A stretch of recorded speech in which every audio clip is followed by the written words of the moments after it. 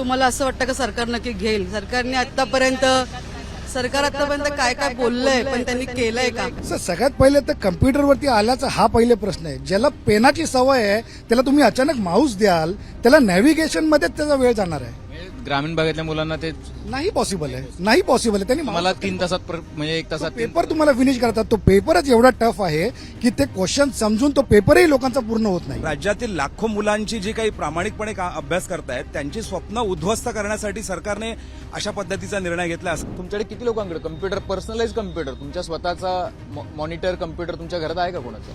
तुझ्याकडे नाही कम्प्युटर नाही. क्वेश्चन काय ठेवलेत हे त्याच्या लक्षात नाही राहणार आहेत. Because once you submit it, ते सबमिट झालेलं आहे. तुमचा त्याच्याकडे काही रेकॉर्ड नाहीये. पाठीमागे त्याची डिजिटल कॉपी सबमिट झालेली आहे, which you do not have proof. नाही अजूनपर्यंत नाही. मग कालच मधून खाली येत नाही. शेजारी म्हणजे तुम्ही बघाल तर 15 फुटावरती गेट आहे, पण अजूनपर्यंत कोण आलेलं नाही. नमस्कार, मी अभिजित करंडे. मुंबई तक मध्ये आपल्या सर्वांचं स्वागत आहे. मी आता नवी मुंबईच्या बेलापूर या ठिकाणी आहे, जिथं काँग्रेसचं आंदोलन चालू आहे. काँग्रेस गेले 7 दिवसांपासून इथं विद्यार्थी, पालक आणि काही काँग्रेसचे नेते, कार्यकर्ते आंदोलन करत आहेत. मागणी एकच आहे की एमपीएससीची परीक्षा जी आहे ती ऑफलाईन व्हावी, काठिण्य पातळी नॉर्मलायझेशनची पद्धत जी आहे ती सुद्धा बंद व्हावी, आणि सर्वात महत्त्वाचं म्हणजे काही विशिष्ट पदं आहेत त्यांच्यासाठीची वयोमर्यादा जी आहे ती वाढवली गेली पाहिजे. 7 दिवसांमध्ये अजून इकडे कोणी फिरकलेलं नाहीये. विशेष मुद्दा असा आहे की ही ऑनलाईन परीक्षा बंद व्हावी, सीबीटी कम्प्युटर बेस्ड टेस्ट बंद व्हावी, यासाठी राज्यभर आंदोलन होते. म्हणजे संभाजीनगरमध्ये झालं, पुण्यामध्ये झालं, अमरावतीमध्ये झालं, लातूरमध्ये झालं, कोल्हापूरमध्ये झालं आणि मुंबईमध्ये सुद्धा आंदोलन चालू आहे. पण त्याची दखल जी आहे ती सरकारकडून घेतली गेलेली नाहीये.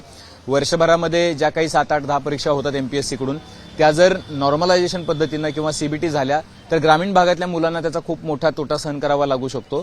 प्लस ज्या संस्था ह्या परीक्षा कंडक्ट करतात, एमपीएससी याचं कंत्राट जे आहे ते कुठल्या तरी कंपन्यांना देते आणि त्याच्यामुळे सुद्धा याच्यावरती विश्वास ठेवणं कठीण जाते. गेल्या काही काळामध्ये आपण बघितलेलं आहे की नीटचे पेपर फुटले, आपल्याला कल्पना आहे की सीईटीमध्ये घोळ झाला. तर या सगळ्यामुळे सुद्धा लोकांमध्ये साशंकता आहे, विद्यार्थ्यांमध्ये साशंकता आहे. काँग्रेसच्या नेत्यांशी पण आपण बोलणार आहोत आणि पालक विद्यार्थ्यांशी पण बोलण्याचा प्रयत्न करणार आहोत. काय मागणी काय आहे? नाही, मुळात म्हणजे एमपीएससीची स्थापना ही स्पर्धा परीक्षेची परीक्षा घेण्यासाठी झालेली आहे. एमपीएससी ही एक स्वायत्त संस्था आहे, संविधानिक संस्था आहे आणि आज तीच संस्था आउटसोर्सिंग करते.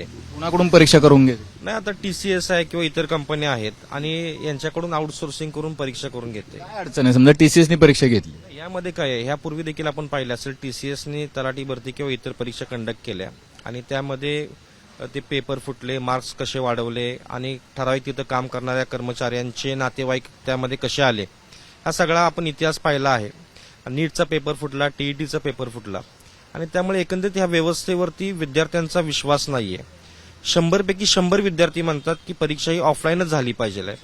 आणि कारण का सर्व विद्यार्थी ग्रामीण भागातून येतात, त्यांना या सगळ्या कम्प्युटर, लॅपटॉपचा सराव फार कमी आहे आणि अशा पद्धतीने परीक्षा घेतल्या तर मुळात त्यांना तो एक खर्च आहे की लॅपटॉप, कम्प्युटर्स घ्यावे लागतील, त्याचा सराव करावा लागतील.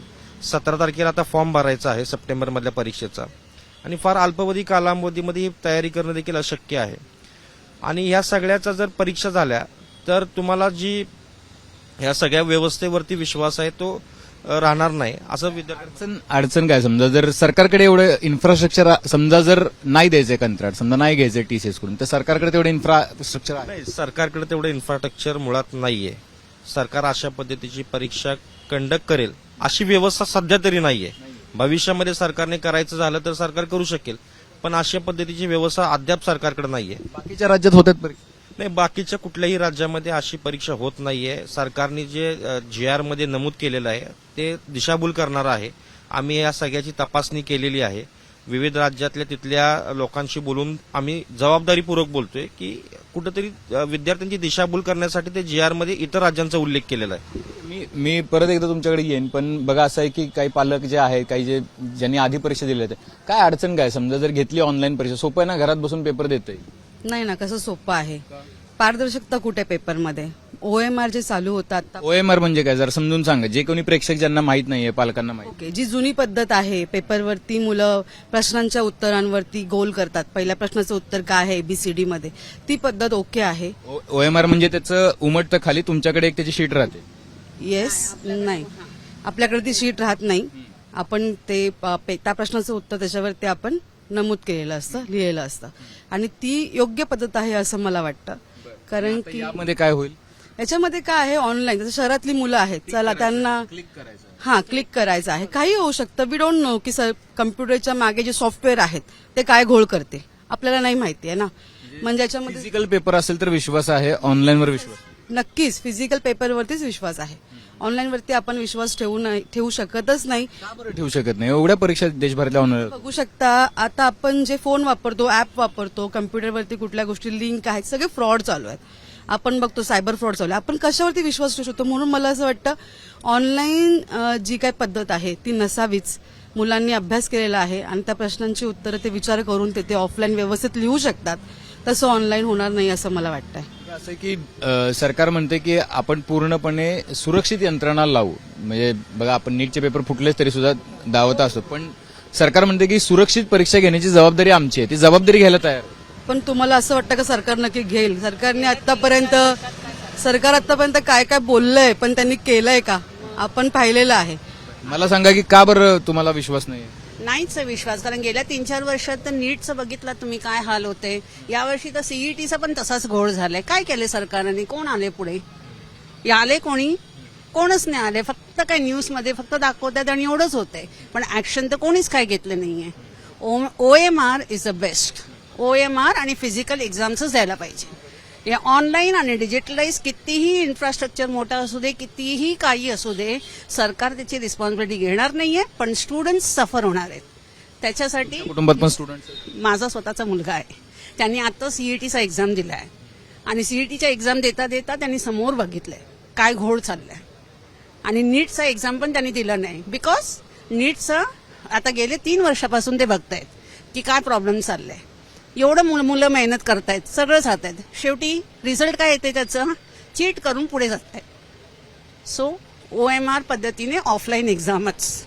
ही सगळी जी मुलं आहेत किंवा हे कार्यकर्ते जे आहेत तिथे आले होते, त्यांनी स्वाक्षऱ्या पण केलेल्या आहेत आणि MPSCच्या कडून किंवा सरकारकडून अजून तशा पद्धतीनं कुठली दखल जी आहे ती घेण्यात आलेली नाही. हे काठिण्य पातळीबद्दल एक मोठा विषय आहे. हे नेमकं काय आहे काठिण्य पातळीचा विषय? ते काठिण्य पातळी काय इंग्लिशमध्ये सांगू शकता का? नॉर्मलायझेशन तुम्ही काय? सो नॉर्मलायझेशन बेसिकली सो अर्लियर पहिले कसं होतं की पर्सेंटेज काढायचे. आता पर्सेंटेज न काढता पर्सेंटाईल वरती आलेले आहेत. सो पर्सेंटाईल मार्क्सवरून, तुमच्या टोटल मार्क्सवरून तुमचे गेन मार्क्समध्ये पर्सेंटेज तुमचा निघतो. पर्सेंटाईलमध्ये फॅक्टर येतो how many students have sat for the exam. त्याच्या बेसवरती पर्सेंटाईल पूर्ण कॅल्क्युलेशन होतो. सो जी स्टँडर्ड पद्धत चाललेली, जे पर्सेंटेज काढायची, त्याच्यामध्ये काय प्रॉब्लेम होता की ज्याच्यामुळे हे आणलंय त्याचा काय आपल्याला अजून माहित नाहीये की पर्सेंटाईल हे कशामुळे इंट्रोड्यूस केलेलं आहे, नॉर्मलायझेशन कशामुळे इंट्रोड्यूस केलेलं आहे. Secondly OMR is optical mark recognition. So OMR मध्ये जे व्हायचं, जे तुम्ही डॉट करायचे ते स्कॅन करायचे आणि त्याच्या हिशोबाने यायचे. फॉर एक्झाम्पल, जर मी एक्झाम दिलेली आहे आणि मला डाऊट आहे काही की बाबा मी हे आन्सर बरोबर दिलेले आहेत पण त्याचे मार्क मला भेटलेले नाहीत, I can ask for rechecking. मी ती रिचेकिंगसाठी विचारू शकतो. आता डिजिटायझेशनमध्ये फर्स्ट ऑफ ऑल तर ज्यांनी कधी आयुष्यात माऊसच पकडलेला नाहीये, ज्याची पूर्ण ट्रेनिंग पेनावरती झालेली आहे, त्याला किती वेळ लागणार आहे जस्ट टू नॅव्हिगेट की कुठल्या ह्याच्यावरती कुठे जायचं आणि काय क्लिक करायचं आहे. त्याचा अर्धा टाइम त्याच्यामध्ये जाणार रादर दॅन सॉल्व्हिंग दी क्वेश्चन्स. त्याचा अर्धा टाइम त्याच्यामध्ये जाणार आहे. सेकंडली त्यांनी क्वेश्चन काय ठेवले आहेत हे त्याच्या लक्षात नाही राहणार आहेत, because once you submit it, ते सबमिट झालेलं आहे. तुमचा त्याच्याकडे काही रेकॉर्ड नाहीये, पाठीमागे त्याची डिजिटल कॉपी सबमिट झालेली आहे, which you do not have proof. OMR त्याचा ऍक्सेस नाही डिजिटल कॉपी, त्याचा ऍक्सेस नाहीये किंवा ऍक्सेस पाठीमागे बॅकएंडनी चेंजही केलाय ना. डेटाबेस, एवढे मोठे मोठे डेटाबेस आहेत AWS कडे, अदानी, आजकाल सगळेजण डेटा सेंटरवरती एवढं जोर देतात आणि डेटा सेंटर सिक्युरिटी वरती एवढं जोर देतात. त्याचं रिझन काय आहे? Is for data integrity. आता ह्याच्या पाठीमागे डेटा इंटिग्रिटी काय आहे ह्याचाही आपल्याला झिरो नॉलेज आहे, ह्याच्याबद्दलही आपल्याला काय माहित नाही. मग हे सगळे जोपर्यंत क्लॅरिटी येत नाही त्याच्यामध्ये हे चेंज करायची घाई कशाला आहे? ते म्हणतात की क आणि ड वर्गाच्या घेतोय आम्ही, सांगताना तर ते असंच म्हणतं की अ ब त्याच्या नाही घेतो आम्ही. पण त्याच्याने काय डिफरन्स होणार आहे? मग तुम्ही 2 वेगवेगळे का करतायत? एक आहे जी स्टँडर्ड पद्धत आहे त्याच्यानेच चालू द्या. 2 वेगवेगळ्या पद्धत कशाला? सो बेसिकली C आणि D साठी वेगळा आणि A आणि B साठी वेगळा. शेवटी तुम्ही मार्क एकत्र टॅलीच करणार आहात. मग सगळे एकच स्टँडर्ड पद्धतीने घ्या. आता जर समजा तुम्ही म्हणता की नॉर्मलायझेशन मध्ये पर्सेंटाईल काढताय, समजा एकदा एकाच वेळेला परीक्षा घेतली तर ते शक्य होऊ शकतं का? की समजा 6-7 लाख मुलं परीक्षा देत आहेत, एकाच वेळेला एकच पेपर कम्प्युटरवरती सगळ्या मुलांना आला तर ते टॅली होऊ शकतं, काय वाटतं? सर सगळ्यात पहिले तर कम्प्युटरवरती आल्याचा हा पहिले प्रश्न आहे. ज्याला पेनाची सवय आहे त्याला तुम्ही अचानक माऊस द्याल, त्याला नॅव्हिगेशनमध्येच त्याचा वेळ जाणार आहे. म्हणजे ग्रामीण भागातल्या मुलांना ते नाही पॉसिबल आहे, नाही पॉसिबल आहे. त्यांनी मला 3 तासात म्हणजे 1 तासात पेपर तुम्हाला फिनिश करतात. तो पेपरच एवढा टफ आहे की ते क्वेश्चन समजून तो पेपरही लोकांचा पूर्ण होत नाही. त्याच्यामध्ये जर तुमच्या अर्ध्याच्या पेक्षा जास्त वेळ नॅव्हिगेशन मध्ये चाललाय just to select the options, मग तुमचं काय राहणार आहे त्याच्यामध्ये? तुम्ही उत्तर कुठे देणार? सो तुमचा कॅलिबर 100% तिकडे टेस्ट होत नाहीये. तुम्हाला काय, मी बाकीच्या काही मंडळीशी पण बोलतो बघा, इथे बोर्ड लावलेले आहे, संविधानाचा सन्मान, विद्यार्थ्यांना न्याय. शिंदेसाहेब पहिल्यापासून आंदोलन करत आहे. सरकार का बरं याच्याकडे लक्ष देत नाही? तुमचं काय असेसमेंट काय? नाही, असेसमेंट म्हणजे एकतर एमपीएससीच दिशाभूल करते असं मी अगदी जबाबदारीने बोलेन. एप्रिल 2023 साली साधारणपणे 8,500 पदांची भरती प्रक्रिया एमपीएससीने घेतलेली आणि त्याला 4.5 ते 5.5 लाख मुलं बसलेली आणि जवळजवळ 15,000 केंद्रांमध्ये ती परीक्षा त्यांनी अगदी यशस्वीपणे राबवली आणि त्याचा त्यांनी जो ट्विट केलेला की आम्ही एवढी मोठी परीक्षा राबवली त्याचा स्क्रीनशॉट आहे माझ्याकडे. हा जो आहे हा स्क्रीनशॉट आहे. आज दिनांक 30 एप्रिल 2023 रोजी महाराष्ट्र अराजपत्रित गट ब व गट क सेवा संयुक्त पूर्व परीक्षा 2023 आयोजित करण्यात आली. प्रस्तुत परीक्षेकरता एकूण 4,67,085 उमेदवारांना प्रवेश देण्यात आलेला होता. म्हणजे हे घेऊ शकतात, आरामात घेऊ शकतात, परंतु हा व्यापम सारखा स्कॅम आहे. मी असं अगदी जबाबदारीने बोलतोय. व्यापम सारखा स्कॅम आहे आणि आता जो सरकारचा ट्रेंड आहे की सुरळीत चाललेल्या गोष्टी ज्या आहेत त्या सगळ्या खासगी कंत्राटदारांना द्यायच्या आणि कंत्राटदारांच्या माध्यमातून मोठ्या प्रमाणात भ्रष्टाचार करायचा. ह्या परीक्षांच्या बाबतीत मी अजून एक गोष्ट अगदी जबाबदारीने म्हणेल की गेल्या 10 वर्षांचा जर आपण इतिहास बघितला तर महापरीक्षा पोर्टलच्या माध्यमातून 30,000 लोकांची जी भरती झालेली तो सुद्धा याच सरकारच्या नेतृत्वाखालचा सगळ्यात मोठा घोटाळा होता. तो घोटाळा सरकारने दाबला. त्यावेळेस ज्या कंपनीला कंत्राट दिलेलं UST ग्लोबल नावाच्या त्या कंपनीचा नंतर ऑडिट केलं, जो प्राइस वॉटरहाऊस कूपर्स नावाच्या कंपनीने प्रोसेस आणि टेक्नॉलॉजीचं ऑडिट केलं आणि त्याचं फाइंडिंग्स जे आलेलं आहे ते सरकारने पूर्णपणे दाबलेलं आहे. डिसेंबर 2022च्या हिवाळी अधिवेशनाच्या आदल्या दिवशी तो अहवाल फुटला, परंतु त्याच्याबद्दल काही झालं नाही. आतापर्यंत पोलीस भरती असेल, म्हाडाची भरती असेल, वन विभागाची भरती असेल, नंतर मृद आणि जलसंधारण विभागाची भरती असेल, तलाठी भरती असेल, प्रत्येक ठिकाणी ही चोरी झालेली आहे. परंतु म्हणतात ना की पकडली जाते ती चोरी आणि पकडली जात नाही ते सही सलामत जातं. आणि मृद आणि जलसंधारण विभागाची जी परीक्षा होती ती TCSनेच घेतलेली अमरावतीमध्ये. तिथे TCSचे कर्मचारी त्या चोरीमध्ये सहभागी झालेले, ज्यांच्यावरती गुन्हे दाखल झालेले आहेत. आणि तलाठीमध्ये आत्ताच तुम्हाला सांगतो, आपण 8 तारखेला आंदोलन सुरू केलं, 9 तारखेला मॅट महाराष्ट्र ऍडमिनिस्ट्रेटिव्ह ट्रिब्युनलचा ऑर्डर आलेली आहे आणि त्याच्यात त्यांनी तलाठीमध्ये जो घोटाळा झाला त्याच्याबद्दल राज्य सरकारला आदेश दिलेले आहेत. म्हणजे एवढं सगळं असून सुद्धा खासगी कंपनी TCS आणि IBPS यांच्या माध्यमातून वारंवार पेपर फुटून असून सुद्धा राज्यातील लाखो मुलांची जी काही प्रामाणिकपणे अभ्यास करतायत त्यांची स्वप्न उद्ध्वस्त करण्यासाठी सरकारने अशा पद्धतीचा निर्णय घेतला असा आमचा गंभीर आरोप आहे. बघा इथं मुलं पण आहेत आणि त्यांना पण या परीक्षेबद्दल संशय आहे. सरकारकडून कुणी आलं का चौकशी करायला? दुसऱ्या दिवशी जिल्हाधिकारी कार्यालयातनं आले होते. आम्ही आजचा 7वा दिवस इकडे बसलो आहोत. तर दुसऱ्या दिवशी ते अधिकारी इकडे भेटायला आले. आपले नेते मंत्री कोणी संपर्क केला काय पोलिसांच्या करून काय? हो, विजय वडेट्टीवार आम्हाला पोलिसांनी जेव्हा इकडनं तुमच्या काँग्रेसचे झाले ना, सरकारमधून कोणी संपर्क केला? सरकारमधनं आता कालच मी जसं सांगतोय तुम्हाला की गेले 5-6 दिवस पोलिसच याच्यामध्ये मध्यस्थी करतायत. सारखे सारखे MPSC कार्यालयात जात आहेत आणि त्यांना आमच्याकडनं रिक्वेस्ट करतायत की तुम्ही यांना भेटा आणि हा एकदा. हो, नाही अजूनपर्यंत नाही. मग कालच निरोप मधून खाली येत नाही. शेजारी म्हणजे तुम्ही बघाल तर 15 फुटावरती गेट आहे, पण अजूनपर्यंत कोण आलेलं नाही. कालच निरोप आलाय की कदाचित आज सेक्रेटरी साहेब जे आहेत ते भेटतील किंवा त्यांचे जॉईंट सेक्रेटरी साहेब इकडे भेटायला येतील. पण हे सर्व पोलिसांच्या मध्यस्थीमुळे होते. त्यांनी काय आमची दखल घेतलेली नाही. सरकारला काही पडलेलं नाही? बिलकुल नाही. कारण त्यांना जो गोंधळ करायचा आहे त्याच्यासाठी ते सगळं रेटून नेतात आणि आम्ही ते होऊ देणार नाही. MPSCला वगैरे जे सिलेक्ट झालेले अधिकारी असतात मोस्ट ऑफ तर सगळे MPSC थ्रू झालेले असतात, त्यांना तर हा सगळा गोळ माहीत असेल ना? हो, तुम्ही पाहाल तर काही वेळेला संध्याकाळी काळोखात आम्हाला काही अधिकारी, सरकारी अधिकारी सुद्धा स्टेजच्या पाठीमागे येऊन भेटले. तर तेही सुद्धा आम्हाला म्हणायला लागले की येस तुमचं हे मागणं रास्त आहे, कारण पुढे परिस्थिती अजून कठीण होणार आहे. ज्याचं कॅपॅबिलिटी नाही आहे त्याला जर तुम्ही पैसे घेऊन आणि जर फ्रॉड करून अधिकारी बनवणार असाल तर ते आमच्या महाराष्ट्राचं नुकसानच आहे ना. कारण हे अधिकारी ही मुलं जेव्हा पास होतात तेव्हा ती डिसिजन मेकिंग पॉलिसी मेकिंगमध्ये होणार. म्हणजेच हेच की तुम्ही आमच्या महाराष्ट्राचं नुकसान करताय आणि देशाचं नुकसान करताय. आणि इथे काही मुलं आहेत तुमच्याकडे किती लोकांकडे कम्प्युटर, पर्सनलाइज कम्प्युटर, तुमच्या स्वतःचा मॉनिटर कम्प्युटर तुमच्या घरात आहे का कोणाचं? तुझ्याकडे नाहीये कम्प्युटर नाहीये. तुझ्याकडे लॅपटॉप आहे माझ्याकडे, बट तो एकदम पर्सनलाइज नाहीये. सगळे वापरतात घरात. हो. इंटरनेट कनेक्शन किती लोकांच्या घरी आहे सगळ्यांकडे, पण कम्प्युटर नाही आहे.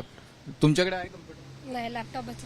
पण नेटवर्क इश्यू खूप होतो, त्यामुळे फेल होऊ शकतो डायरेक्ट. मग ते एक ऑफलाईनचं खूप जास्त प्रॉब्लेमॅटिक थिंग आहे. म्हणजे समजा जर परीक्षा देता नेटवर्क गेलं तर प्रॉब्लेम होईल. तर डायरेक्ट फेल ना. तुमच्याकडे आहे कम्प्युटर? नाही. तुम्ही अभ्यास करताना जर तुम्हाला काही रेफरन्स लागेल तर पुस्तकावरती किंवा मोबाईलवरती? मोबाईलवरतीच, पण त्यात पण नेटवर्क इश्यू असतो. कारण की काही जागेवर असं असतं ना, कुठं नेटवर्क नसतोच. वायफाय जरी लावला असेल किंवा नेट जरी घेतला तरी लोकेशन असतात काही जिथं एअरटेल असेल किंवा कुठल्या कंपनी असतात त्यांना पण नेटवर्क नाही भेटत. तो नेटवर्क पण जातो, मग त्याच्यात पण मध्ये येऊ शकतो अडथळा. पर्सनलाइज कम्प्युटरच नाहीये. म्हणजे मला असं वाटतं की ही सगळ्यात मोठी अडचण आहे की खूप मुलांकडे स्वतःचा पीसी, स्वतःचा लॅपटॉप नाहीये. त्याच्यावरती प्रॅक्टिस करणं असेल, त्या सगळ्या गोष्टी शोधणं असेल. ग्रामीण भागातून आलेल्या मुलांसाठी जी पुण्यामध्ये वगैरे अभ्यास करतात, 2-3 लाख मुलं अभ्यास करत असतात आणि 2 वेळच्या जेवणाची सुद्धा त्यांना भ्रांत असते. आणि अशा परिस्थितीमध्ये, कठीण परिस्थितीमध्ये राहणं आणि परत 50-60 हजाराचा लॅपटॉप घेणं, त्यासाठी इंटरनेट कनेक्शन घेणं, त्यामधून परीक्षा नीटपणे पार पडणं, हे एक मोठं मला असं वाटतंय की काय शिवधनुष्य आहे. आणि ते इतक्या सामान्य कुटुंबातून आलेल्या मुलांना पेलेलं असं वाटत नाहीये. दुसरी महत्वाची गोष्ट आहे की टीईटीचा पेपर आग्र्यावरून फुटलेला आपण बघितला, म्हणजे दिल्लीतून फुटला. नीटचा पेपर फुटला. सीईटी मध्ये काय घोळ झाले ते आपण बघितले. त्या 12वीचा विद्यार्थी सिद्धांतने ते सगळं झारखंडमधून त्यांनी ते उघडकीस आणलं. आणि कशा पद्धतीनं पॉलिसीज ज्या वेळेला तुम्ही अशा पद्धतीनं बनवता की काही कंपन्यांना त्याचा फायदा होतो, त्या कंपन्यांमधून घोळ होऊ शकत नाही असा दावा जो आहे तो केला जाऊ शकत नाही. आता आपण जिथे आंदोलन चालू आहे, मला तर हे आश्चर्य वाटतं, हे एवढं स्टेज मोठं उंच का बांधलं? कारण इथे जो कठडा आहे ना, त्याच्यामुळे ते कन्व्हिनियंट व्हावं म्हणून बांधलेलं आहे. मला कळे ना की हे उंचावर का बसलेले असे, अंबारीत बसल्यासारखं वाटतंच. तर हे ऑफिस आहे पलीकडे. ही बिल्डिंग जी आहे चकचकीत दिसणारी, तर ही बिल्डिंग एमपीएससीची बिल्डिंग आहे. आणि या बिल्डिंगमध्ये बसणारे लोक पण एमपीएससी थ्रूच, आणि ते सुद्धा ऑफलाईन परीक्षा देऊन सिलेक्ट झालेले आहेत. आणि ते आता या सगळ्या विद्यार्थ्यांना मला असं वाटतं की अधिकारी बनवण्याच्या प्रक्रियेमधला एक भाग आहेत, पण ते अजून त्या गेटमधून या गेटपर्यंत आलेले नाहीये. ठीक आहे, हरकत नाहीये. ज्या वेळेला तुम्ही सरकार या सगळ्याचं नियंत्रण करत असतं त्याला अधिकाऱ्यांच्या हातामध्ये सुद्धा खूप गोष्टी असतात असं नाही. मोठा पोलीस बंदोबस्त पण आहे, एक पिंजऱ्याची गाडी उभी आहे, पोलीस अधिकारी आहेत, प्रचंड ऊन आहे. त्याही परिस्थितीमध्ये हे सगळं आंदोलन चालू आहे. आणि विद्यार्थ्यांच्या न्याय हक्कांसाठी बेमुदत साखळी उपोषण आणि ठिय्या आंदोलन जे आहे ते काँग्रेस करते. बघूयात की याला यश मिळते का.